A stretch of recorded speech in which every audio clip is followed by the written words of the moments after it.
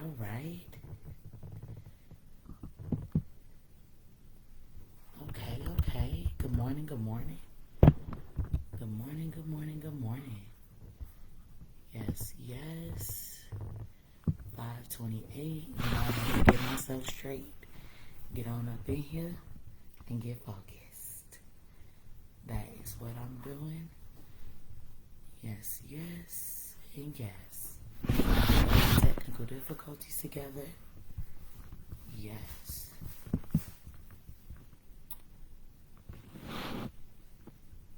All right. All right, all right. One more minute. One more minute. Hey, y'all.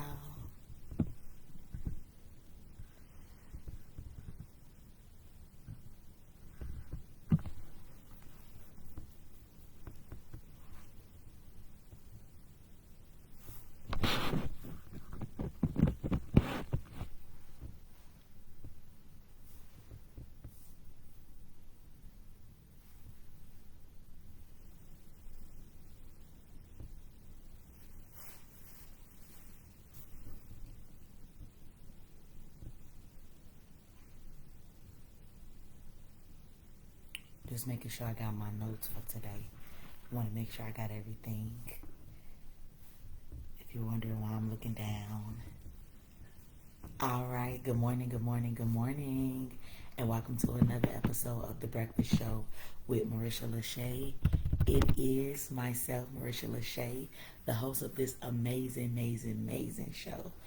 And welcome for the new heads, the new people that normally tune into my show. And welcome to the old heads. I appreciate you for tuning in. So good to see you guys. Let me get comfortable. So I always like to start my show by just giving thanks to God for everything that He is doing for me and everything that He has done for me. First and foremost, I don't take this opportunity lightly to be able to be before you guys again for another season. I'm definitely thankful for that. Definitely thankful as my role as an educator, just being able to educate the youth daily. Second, that was my second thing. Third, just having my family and an actual support system to guide me on this journey called life, and just to be able to stand with me and be firm. And my last thing that I'm thankful for, just being able to see an actual another day, because everybody is not waking up. So with that being said, I'm moving on. And I would like to provide quick history about The Breakfast Show with Marisha LaShay. The Breakfast Show with Marisha LaShay is back for the next 30 days, of course. We only tune in with the month that have 30 days. So that will be November. That will also be April, June, and September. And of course, we want to continue this marathon of me being able to use my gift of gab to inspire, to motivate, and to encourage others to reach for the stars based on real world topics. Okay.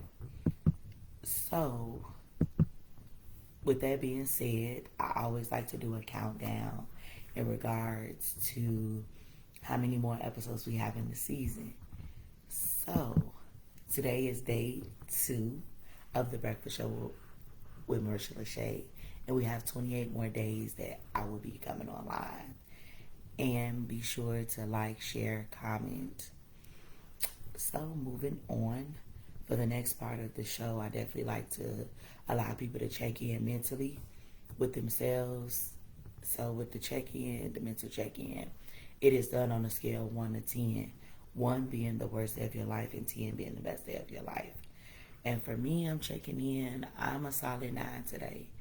I'm definitely feeling very reserved, but very high energy, because I started my day today at 3 a.m. Took the opportunity to check in with myself, check in with God, make sure that I'm on track, make sure that I'm addressing concerns that I may have with myself, and just different things that's going on in my life. So I'm definitely checking in, being present with myself, journaling, writing, all kind of stuff. So with that being said, you guys can go ahead and drop your check-ins, your numbers, how you're feeling, and what you're going through. If you feel led to share, it's not, you know, in stone. You must share now. No, that's only if you want to share. That's fine. But moving on. So today question is,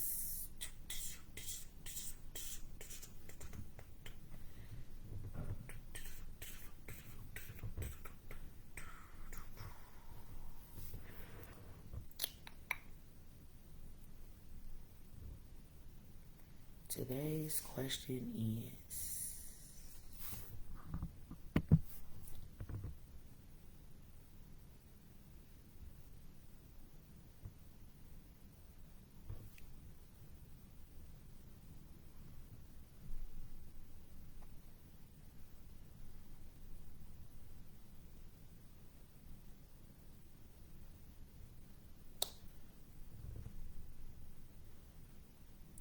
have you heard about the exclusive world's first baby born with new three-parent technique? Have you heard about the exclusive world's first baby born with the new three-parent technique? So today, you guys, I want to share a scientific article that I found that was very, very interesting. A baby that was born with three parents. And I know that you're probably wondering the same thing that I was wondering in regards to how a baby will have three parents. So please stay tuned. I want to share an article with you guys. And here it is. The controversial technique, which allows parents with rare genetic mutations to have healthy babies, has only been legally approved in the UK.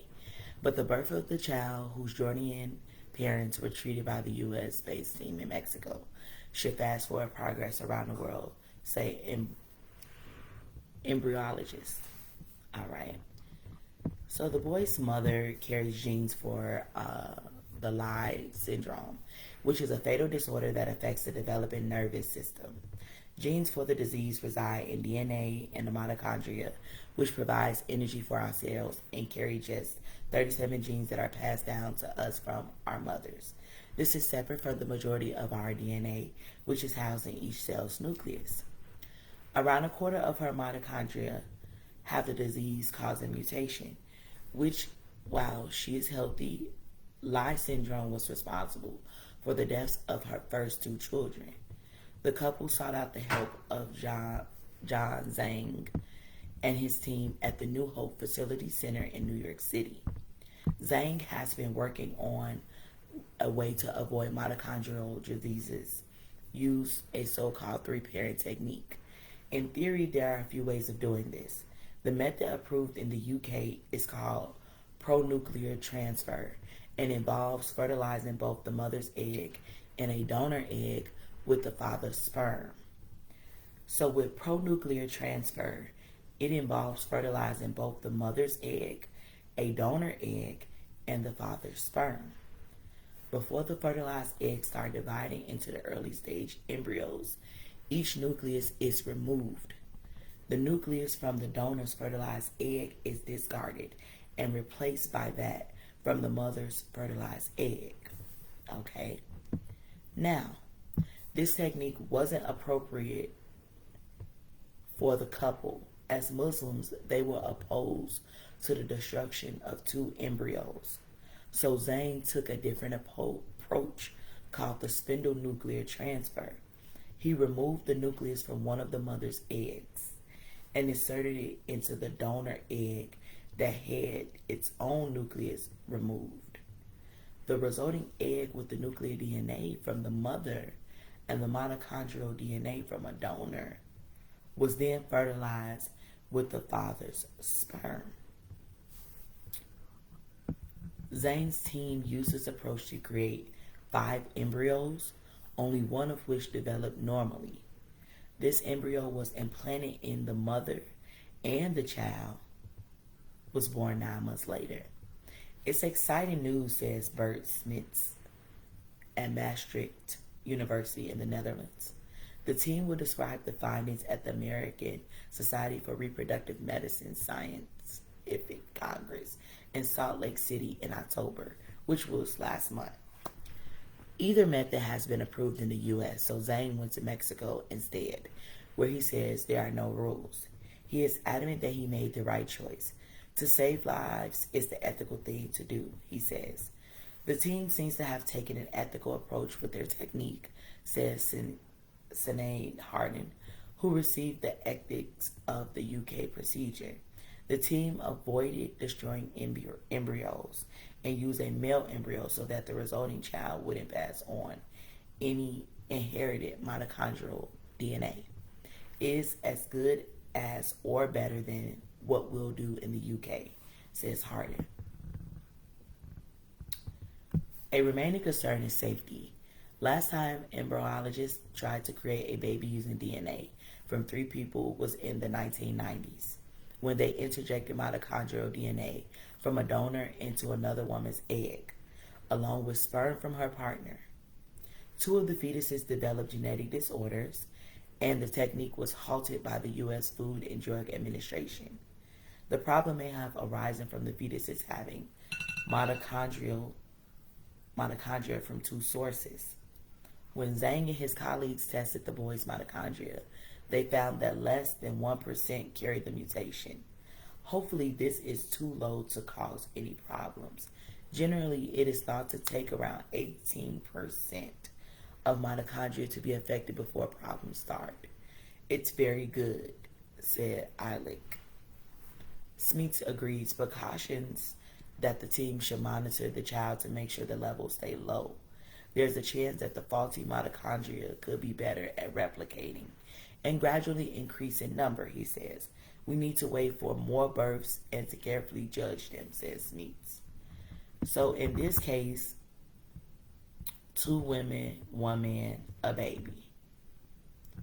So yeah, that article was very interesting to me because I never heard of this 3-parent method or anything like this. It actually struck me because I have an interest in science and of course in medicine, but this just blew my mind that 3 people were able to have a baby. And of course that this did not happen through sexual reproduction. You know, this had to take place in the lab. You know what I'm saying? This had to be next level in vitro, right? So, with that being said, I hope that you guys enjoyed the article of learning something new in the scientific world. You know, I try to provide different content and not just talking about real life issues, but different scientific processes that can actually help those who are looking to reproduce. You know what I'm saying? And actually having an understanding of the different genetic diseases and things that we carry, you know, in our genetics. It's very important that we, you know, pay attention to that. Because if you could prevent your child from having a genetic mutation or the particular disease, then tap into that ability. Tap into that opportunity. Also, before I close, I have 2 goals because we are celebrating 2 years of me being in the podcast business, and we're also celebrating this season being the 5th season. So one of my goals is to expand my listeners. Right now, I'm currently at 250 listeners. I would like to at least get to 1,000 by the end of the year. That is one of my goals. And my second goal is to actually expand to 5 countries. I'm currently at 7 countries being heard. So I would like to get into 5 more other countries. And I need your help for both goals. Make sure that you guys are just tuning in at your leisure. Click the link. I'm definitely uploading things to my new YouTube page. Definitely tapping into Facebook. Spreading the word on Instagram. Also tapping in on the platform Anchor. So I'll definitely continue to expand. I'm on Spotify. I'm also on Apple Podcasts as well. So just stay tuned for any updates regarding that. But I need your help with expanding my listener support and get into these next 5 countries. So with that being said, that is the close of the show. Thank you guys for tuning in. I appreciate you guys. I love you guys. Make sure that you guys have an awesome, awesome Wednesday. And I'll talk to you guys tomorrow, 5:30. I'm going live. I'll be here, same time, same place. Thank you guys so much. Have a good day.